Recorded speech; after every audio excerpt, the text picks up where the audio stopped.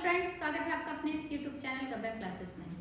आज आपको ईवीएस का क्लास हम ले रहे हैं जो बिहार में एग्जाम होने वाली है उसके बेसिस पे सारा चीज़ हम आपको समझाने की कोशिश करेंगे।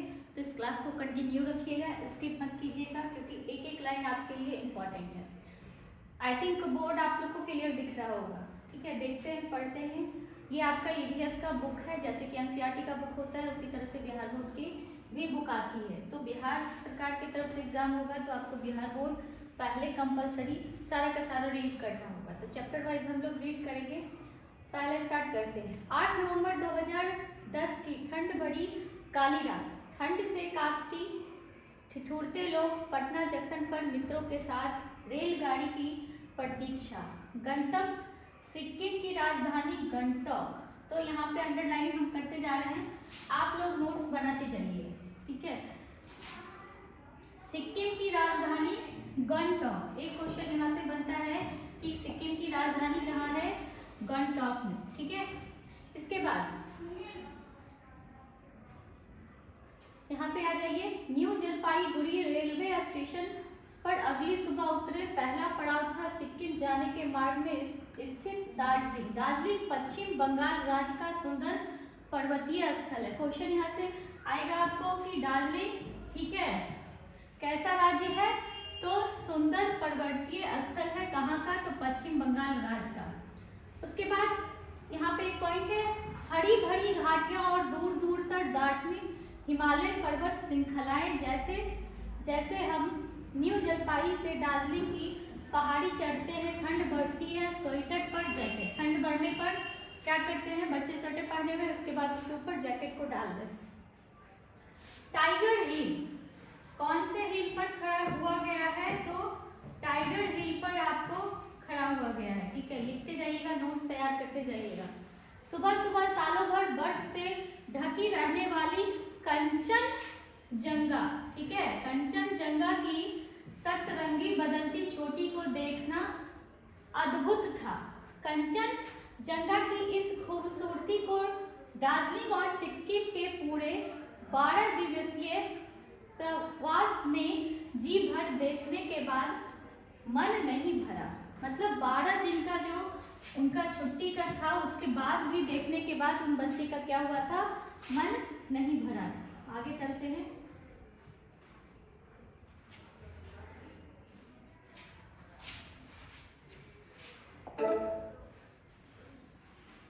ये आपका कंचनजंगा का फोटो बना हुआ है। ठीक है, यहाँ पे कुछ क्वेश्चन है, इस क्वेश्चन को आप लोग बनाइएगा, जहां दिक्कत आएगी पूछिएगा, हम बताएंगे। ठीक है, क्वेश्चन का आप स्क्रीनशॉट ले सकते हैं।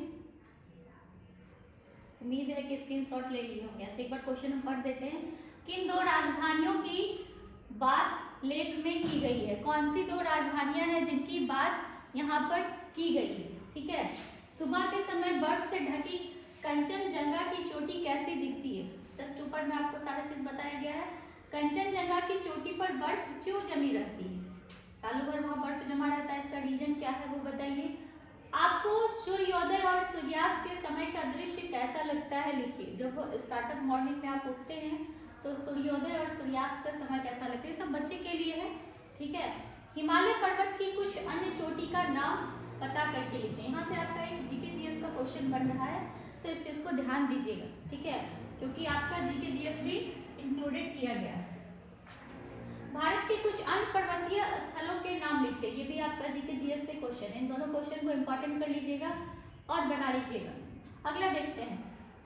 हम लोग ने दार्जिलिंग में घूमने का आनंद यहाँ के अनेक आकर्षण स्थल को देखकर उठाया। यहाँ दार्जिलिंग का चाय बागान, चिड़ियाघर में लुभाया, वही नेचुरल हिस्ट्री म्यूजियम, अजय घर, ठीक है, अजय घर, लॉयन बॉटनिकल गार्डन, ये सारा चीज आपका क्या है? इम्पोर्टेंट है, जिसको कि हम अंडरलाइन कर रहे हैं घूमने का। ठीक है, कौन कौन सा है? चाय बागान, चिड़ियाघर, ठीक है, नेचुरल हिस्ट्री म्यूजियम, ठीक है, कहाँ पे है? अजय घर, ठीक है, गार्डन और जूलिकर पार्क अनुसार, ठीक है। पशु पक्षी तितली हिमालय जीव जंतु विशेष रूप से सब लोग का क्या करते हैं, मन भूल लेते हैं। यहाँ से आपको 3-4 क्वेश्चन निकल रहा है, ठीक है। पूछ देगा हिस्ट्री म्यूजियम कहाँ पर है, तो अजायब घर में है, ठीक है। इस तरह से आप इसको कर रहे हैं। आगे हम देखते हैं। अब यहाँ पे पार्क के बारे में कुछ विस्तार दिया गया है। पार्क को ध्यान से देखिए। जगह में हमने याक नाम एक पशु को देखा, ठीक है। उसके शरीर पर लंबे लंबे बाल थे। ये देखिए याक का फोटो है। इसके शरीर पर लंबे लंबे बाल थे। जब आप सीटेट की पढ़ाई कर रहे होंगे तो वहां पे भी चीज बताया गया था कि ठंड के इलाके में जो पशु पक्षी होते हैं, पशु जो होते हैं उनके शरीर पर लंबे लंबे बाल होते हैं। ऐसा क्यों, ठीक है। तो उनके शरीर को ढकने के लिए, ठंड से बचाने के लिए। क्यों? क्योंकि उनके बाल के कारण ही उनके शरीर पर क्या आती है, गर्मी आती है। सेम क्वेश्चन नीचे आपको देखने को ये भी मिलेगा। बहुत ठंडे वाले इलाके में शरीर के लंबे बालों की वजह याक का रहना संभव होता है, ठीक है। यहाँ पे एकदम मेंशन किया हुआ है कि बड़ा बाल है तभी याक वहाँ ठंडे इलाके में रह रहा है, ठीक है। क्वेश्चन देखिए, ठंडे इलाके में जंतुओं के शरीर पर बड़े बड़े बाल क्यों पाए जाते हैं, जस्ट अभी बताए हैं, तो ध्यान रखिएगा उसको। अगला है रेप वे, ठीक है। रेप वे क्या है? रेप वे देखे होंगे, नहीं देखे होंगे तो यूट्यूब पे सर्च कर सकते हैं, ठीक है। एक चोटी से दूसरी चोटी को जाने के लिए एक रस्सी बना रहता है, उसमें ट्रॉली टाइप की रहती है, जिससे कि बच्चे या आदमी क्या करते हैं, कन्वर्ट होते हैं। पिक्चर यहाँ पर उतनी क्लियर नहीं है, आप इसको बुक में जब देखिएगा तो पिक्चर आपका क्लियर हो जाएगा, ठीक है। होकर बादलों के बीच से गुजरते हुए चाय बगान का देखने का आनंददायक रहा। चाय बगान को क्या देख रहे हैं, बहुत ही अच्छे तरीके से देख रहे हैं। हमारी मैदानी इलाके में बादल हमसे दूर ऊपर दिखाई पड़ते हैं, परंतु यहाँ पर हम सभी बादल के बीच में थे। जब उस पे हम चढ़ते हैं तो बादल क्या होता है, हमारे बीच में होता है, ना कि हमारे ऊपर। क्यों? क्योंकि वो काफी हाइट पे होता है। यहाँ से देखिए, यहाँ से हम हिमालय पर्वत रोहण स्थल के लिए रवाना हो गए। यहाँ से वो लोग कहाँ गए हैं, पर्वत रोहण स्थल के लिए, ठीक है। ये सारा चीज याद रखिएगा, पूछेगा। पर्वत रोहण के लिए चिड़ियाघर के नजदीक हिमालय पर्वत रोहण स्थान है। किसके नजदीक है? चिड़ियाघर के नजदीक है। कौन सा है? पर्वत रोहण स्थान है। यहाँ भारत के गौरव तेंजिंग नोरगे की आदम मूर्ति लगी हुई है। यहाँ पे कौन सी मूर्ति लगी हुई है, सब जहाँ से बता रहे हैं, सारा जीके जीएस का आपका क्वेश्चन है। और जब भी जीके जीएस बिहार में अगर एग्जाम हो रहा है तो मैक्सिमम है आपका कि अगर 100 मार्क्स का एग्जाम कोई भी लेगा तो 70 मार्क्स आपका क्या देगा, बिहार से ही देगा, 30 मार्क्स बाहर से देगा। तो ऐसे आप लोग का 100 मार्क्स का टोटल एग्जाम ही है, तो जीके जीएस 100 का नहीं होगा, डिवाइड किया जाएगा। मार्क्स अभी डिक्लेयर नहीं है, जब होगा तो बता दिया जाएगा, ठीक है। कुछ जानकारी इस तरह से मिला है। पर्वतरोही के स्थान पर तेंजिंग 20 साल की उम्र से कुली के ऊपर से जाते रहते हैं। तेंजिन यूं तो भारत के मूल निवासी बन गए थे, मगर उनका जन्म तिब्बत में हुआ था। जन्म कहाँ हुआ था? तिब्बत में। एकदम अंडरलाइन करते जाइएगा, लिखते जाइएगा। बचपन के दिन उन्होंने नेपाल में बिताए थे। वैसे तो उन्हें बिल्कुल भी पढ़ना लिखना नहीं आता था, मगर देश विदेश पर्वतरोही के साथ वे कई भाषाओं में बातचीत कर लेते थे। ये सबसे बड़ा गुण है। क्यों? क्योंकि उनको कुछ नहीं आ रहा है, उसके बाद भी वो क्या कर रहे हैं, अलग अलग तरह का लैंग्वेज यूज कर रहे हैं। क्यों? क्योंकि उन्होंने बहुत के साथ घूमा फिरा है, इसलिए वो लैंग्वेज सीख लिए हैं। वे तुरंत सबसे दोस्ती कर लेते थे। 1947 में एक पर्वतरोही दल के साथ जाते समय अपने एक साथी वांगिट नेबू जो पहाड़ से गिरकर गंभीर रूप से घायल हो चुका था। यहाँ से क्वेश्चन आपका एराइज हो जाएगा कि कौन गिरा था और किस तरह से। तो यहाँ पे दिया हुआ है, को पीठ पर लादकर कई मील चलकर अस्पताल गए और इस प्रकार उनकी क्या हुई थी, जान बचाई गई थी।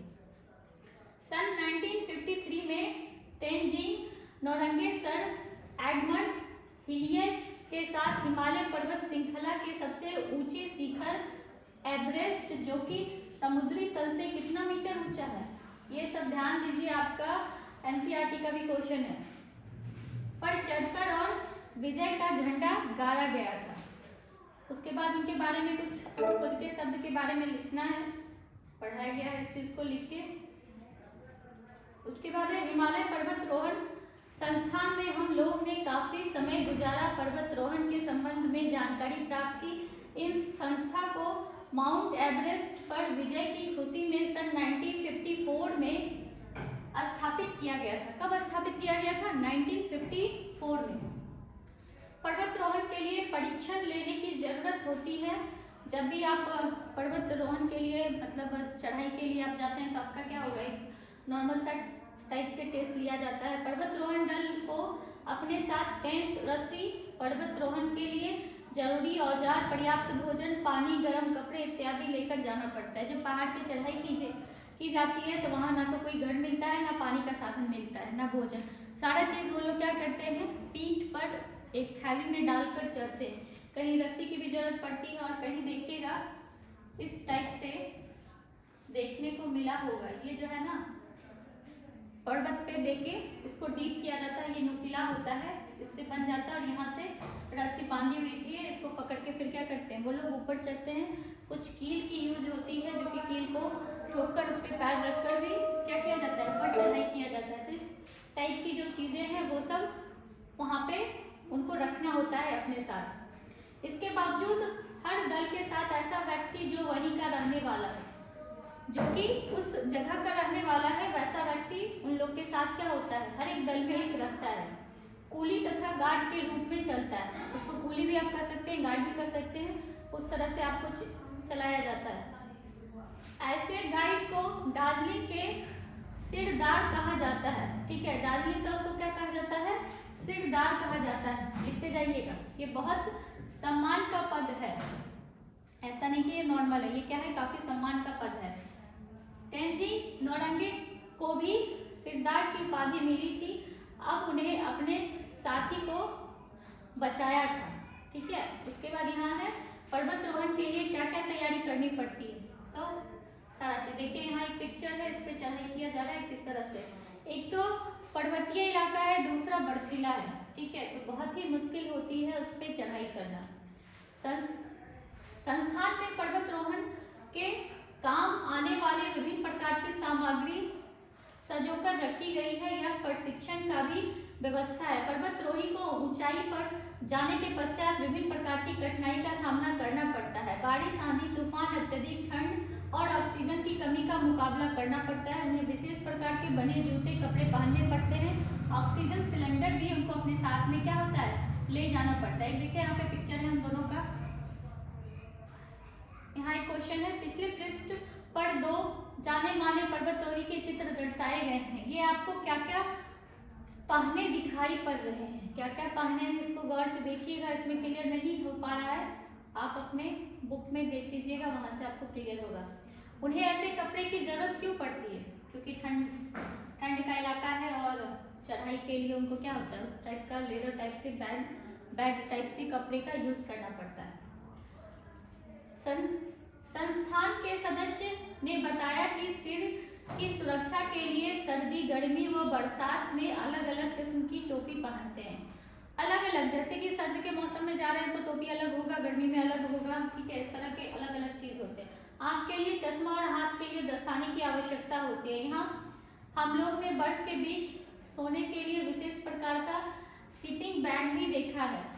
इसके पश्चात हम लोग परीक्षण देखने गए। यहाँ पर पर्वतारोही को अपने पीठ पर सामान लादकर बर्फ की पहाड़ी पर चढ़ने और सीधे ढाल उतार का अभ्यास कराया जाता है। रस्सी, कुल्हाड़ी, कुदाल के सहारे चढ़ाई करवाई जाती है। सभी मजे लेकर प्रशिक्षण प्राप्त करते हैं। ठीक है, प्रशिक्षण जो प्राप्त करते हैं वो काफी इंटरेस्ट के साथ वहाँ पे स्टार्ट करते हैं। क्यों? क्योंकि हम आप नॉर्मली नहीं जा सकते, जो जिनको वहाँ पे इंटरेस्ट होगा वही वहाँ पे क्या करेंगे, जाएंगे और सीखेंगे। यहाँ पे फिर क्वेश्चन है, क्वेश्चन को कर लीजिएगा। दार्जिलिंग की यात्रा के पश्चात हमने अपने अगले पड़ाव गंगटोक के लिए प्रस्थान किया। दार्जिलिंग के बाद कौन सा वो लोग जा रहे हैं, गंगटोक जा रहे हैं। गंगटोक समुद्री तल से लगभग 6000 फीट ऊंचाई पर स्थित सिक्किम राज्य की राजधानी है। ध्यान दीजिएगा, कौन सी राज्य की राजधानी है, सिक्किम राज्य की राजधानी है। कितना फीट समुद्र तल से ऊंचा है, तो 6000 फीट ऊंचा है। ये सब क्वेश्चन बन रहा है और काफी इंपॉर्टेंट क्वेश्चन है। यह पहाड़ के ढालों पर विभिन्न स्तर को काटकर बसाया गया शहर है। ऊपर नीचे ढालने पर बनी सड़क और उस पर बिना हॉर्न बजते कतार से चलती गाड़ी। बिना हॉर्न बजाए क्या है, गाड़ी एकदम एक लाइन से कंटिन्यू चलते रहता है। शहर के अंदर कहीं गंदगी का नामो निशान नहीं है। शहर क्या है, काफी साफ सुथरा है। सभी दुकान के आगे कचरे फेंकने के लिए डब्बे, किसी भी परिस्थिति में कोई भी किसी तरह का कचरा सड़क पर नहीं फेंकता है। हम लोग के यहाँ क्या है, गाड़ी जा रहा है, चिप्स खाए और पैकेट विंडोज को डाउन करके पीछे पीछे बाइक वाला जा रहा है, इसके फेस पे गया या किसी आदमी पे गया, ऐसा कुछ नहीं पता चलता। लेकिन वहाँ पे ये चीज़ नहीं होता है। इस चीज़ को हम लोग को भी ध्यान देना चाहिए। काफ़ी कुछ सीखने को भी मिलता है।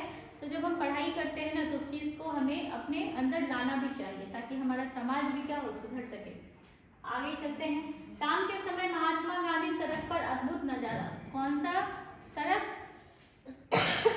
सॉरी, महात्मा गांधी सड़क का अद्भुत नजारा।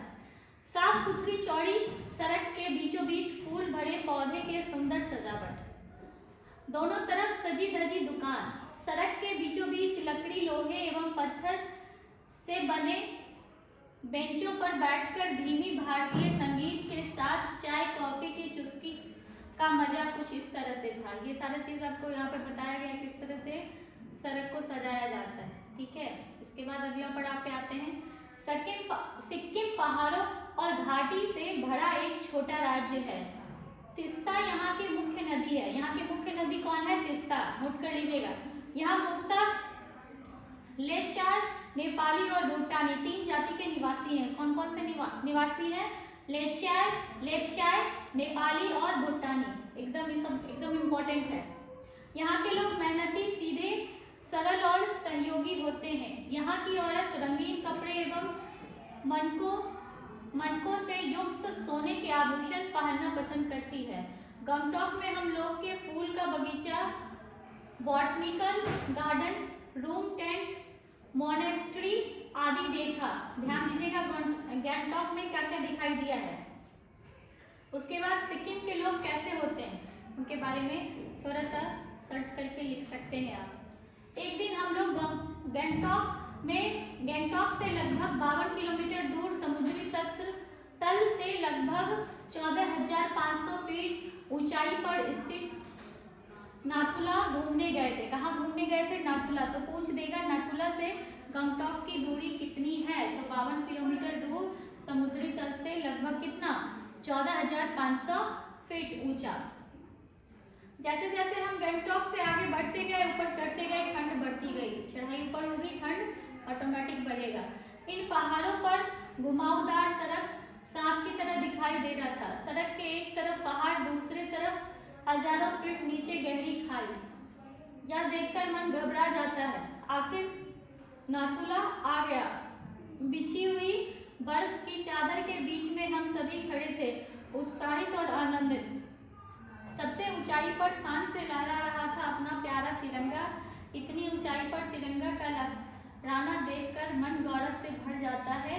दूसरी ओर चीन देश का झंडा भी लहरा रहा था। वहां से कौन सा देश का दूसरा झंडा दिखता है, चीन का। ये क्वेश्चन है, पूछेगा आपको, यहाँ पे ध्यान दीजिएगा। ठीक है, आगे चलते हैं। अपने देश की रक्षा के लिए सीमा पर चौकस वीर सैनिक हम सब लोग का मार्गदर्शन भी कर रहे थे। सांस लेने में थोड़ी दिक्कत हो रही थी। जब चढ़ाई हम ऊंचा करेंगे तो वहाँ ऑक्सीजन की मात्रा क्या होती है, कम होती है, जिसके कारण की सांस लेने में प्रॉब्लम होती है। ये एक साइंस का क्वेश्चन है जो 6 to 8 है, उनके लिए भी इम्पोर्टेंट है।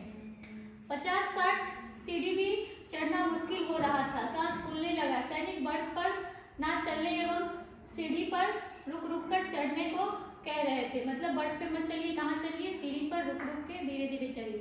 बच्चों को दौड़ने के लिए मना किया जा रहा था। छोटे बच्चे दौड़ रहे हैं, उनको वहाँ पे क्या किया जा रहा है, मना किया जा रहा है कि बच्चे दौड़ो मत। बच्चों तो ठहरे बच्चे भला कहाँ रुकने वाले थे। एक बच्चा बेहोश हो गया। काफी तेजी से आप दौड़ रहे हैं, ऑलरेडी वहाँ पे ऑक्सीजन की मात्रा कम है, तो बच्चा क्या हो गया, बेहोश होके वहाँ पे गिर गया। सभी चिल्लाने लगे, जल्दी कैंप ले जाओ, ऑक्सीजन दो, ऑक्सीजन दो। सैनिक ने उसे तुरंत मेडिकल कैंप पहुँचाया। प्राथमिक उपचार के बाद बच्चा स्वस्थ होकर वापस आया। ठीक है, वह बच्चा क्यों बेहोश हो गया था, ऑक्सीजन मात्रा की कमी होने के कारण बच्चा क्या हुआ था, बेहोश हो गया था। नाथुला का रास्ता प्राचीन काल में सिल्क मार्ट के नाम से जाना जाता है। कौन सा मार्ट जाना जाता है? सिल्क मार्ट के नाम से जाना जाता है। चीन के यात्री इस कठिन मार्ग से चलकर विक्रमशील, पाटलिपुत्रा, नालंदा और बोध गया तक आते हैं। हमने यहाँ लगभग 1 घंटा बिताया। ऊंचे पर्वत स्थल अपने प्राकृतिक सौंदर्य, स्वच्छ वातावरण और शांत माहौल से भी अपनी ओर आकर्षित करता है। ऐसे भवन के साथ हम सभी लोग ने वापसी की यात्रा शुरू की। यहाँ से क्या हुआ? वापस आए। कुछ क्वेश्चन है, इस क्वेश्चन को आप लोग कीजिएगा। ये था आपका क्लास 5 का ईवीएस का फर्स्ट चैप्टर, जिसको कि हमने कंप्लीट किया है। आप लोग इसका नोट्स बना लीजिएगा। जहाँ पे प्रॉब्लम आएगी आप नीचे क्या कीजिएगा, कमेंट बॉक्स में कमेंट कीजिएगा। उस प्रॉब्लम को हम क्या करेंगे, आपको सॉर्ट आउट करने की पूरी कोशिश करेंगे। तो अभी आप लोग को फिर से एक बार बता दें, आज से आप लोग का क्लास स्टार्ट हो चुका है। तो जो लोग भी अभी तक मेरे चैनल पे नहीं जुड़े हैं और जिनको एग्जाम बिहार का देना है, टीचर बनना है, वो इस चैनल को जरूर सब्सक्राइब कीजिए। काफी इंपॉर्टेंट चीज हम आपके लिए लेके आएंगे। आपको हम क्वेश्चन नहीं देंगे कि क्वेश्चन ये है, ये आंसर है, नहीं, हम आपको प्रूफ देंगे कि कहाँ से आपका क्या है क्वेश्चन निकल के आएगा। क्योंकि जब भी क्वेश्चन बनेगी तो आपके बुक से ही बनेगी। तो क्यों ना बुक को अच्छे से रीड कर लिया जाए, जिससे कि कोई भी एक भी क्वेश्चन हमारा छूटे नहीं। वेट मत कीजिएगा कि सिलेबस आएगा तब पढ़ाई स्टार्ट करेंगे, तब तक काफ़ी देर हो जाएगी। तो स्टार्ट रखिएगा, इसको रोकिएगा नहीं, क्लास आप लोग का कंटिन्यू रहेगा। तो जो भी चैनल को सब्सक्राइब नहीं किया है वो इस चैनल को सब्सक्राइब कीजिए, बेल आइकन को दबाइए और अपने दोस्तों के साथ इसको शेयर कीजिए। Thank you.